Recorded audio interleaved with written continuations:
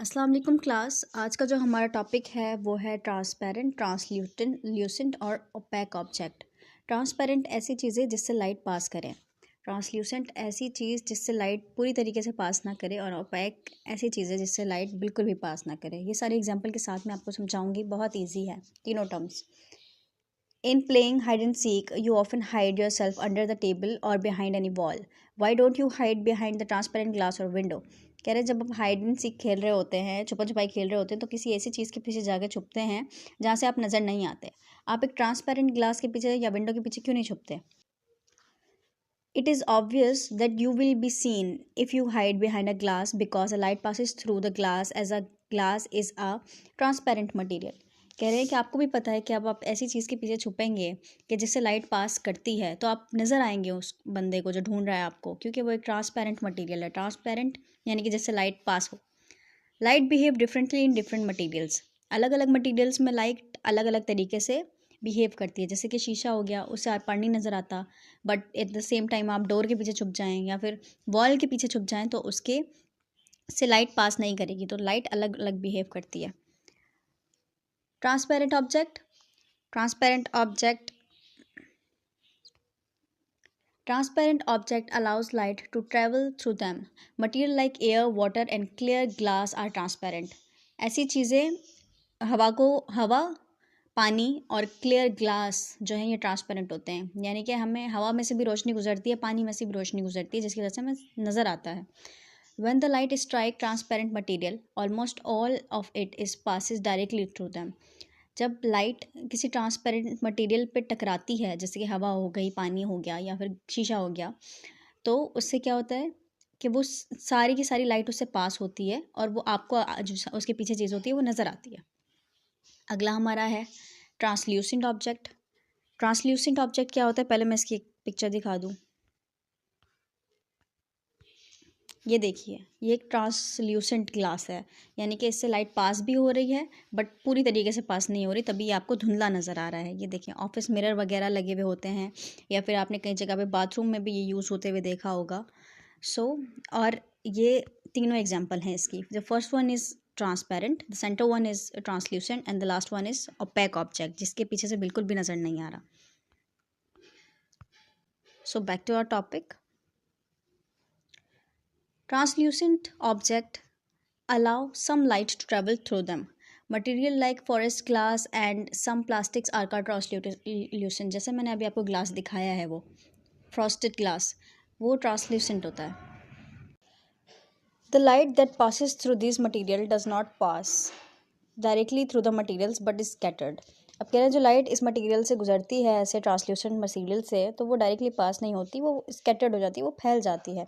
Therefore we can not see clearly through them and the object on the other side of a translucent material appear fuzzy and unclear.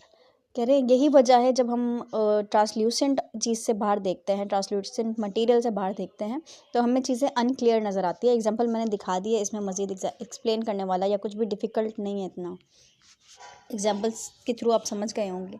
Opaque object यानी कि ऐसी चीज़ें जिससे बिल्कुल भी light pass ना करे।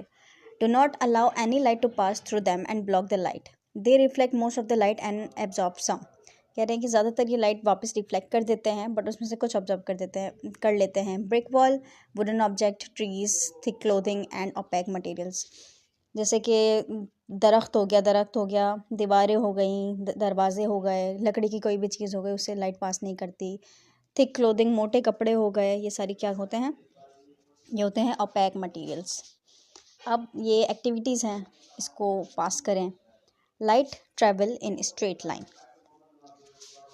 Light travel in straight line मतलब कि लाइट सीधी लाइन में चलती है। जैसे कि हमने देखा होगा साउंड वेव्स जो है यूँ बनती हैं, ठीक है। साउंड वेव्स जो जब जा रही होती हैं आगे, तो यूँ यूँ यूँ जा रही होती हैं, मतलब इनको स्ट्रेट लाइन नहीं कहेंगे हम।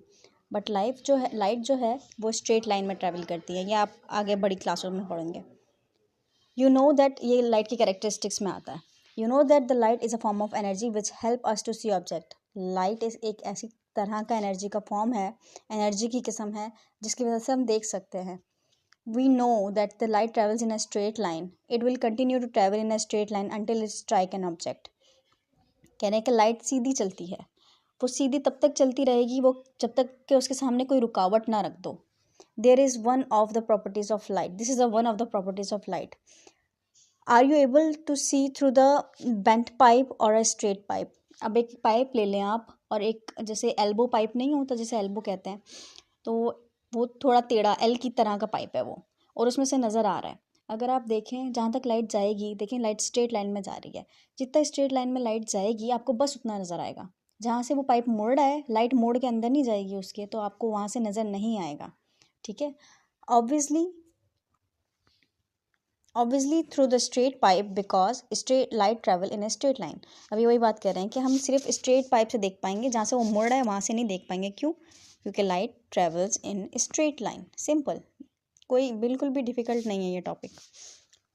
शेडो, साया. साया कैसे बनता है? Light travel in a straight line until it strike an object. अभी हमने पढ़ा कि लाइट सीधे जो है लाइन में ट्रैवल करती है जब तक कि वो किसी चीज़ से टकराए ना. When light strike an opaque object the light is blocked.